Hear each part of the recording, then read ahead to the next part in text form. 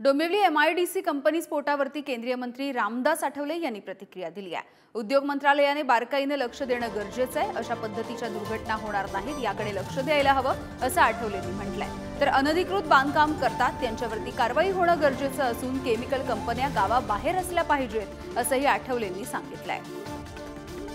एकनाथ शिंदे साहेब इथं आले होते। त्यांनी अशा पद्धतीची इंडस्ट्रीज या लोकांना धोकावणार नाही अशा ठिकाणी हलवण्याचं त्यांनी मान्य केलेलं आहे।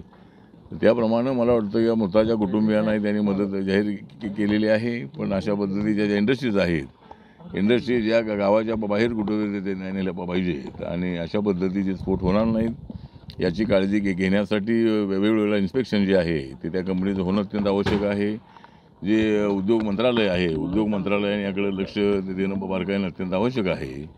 जे आपले इन्स्पेक्टर असतात, इन्स्पेक्टरचा जो इन्स्पेक्टर असतात ते नेहमी त्या कंपनीला त्यांनी भेट दिली पाहिजे आणि अशा पद्धतीचे स्फोट होणार नाहीत, अशा पद्धतीच्या घटना घडणार नाहीत याची काळजी घेतली पाहिजे।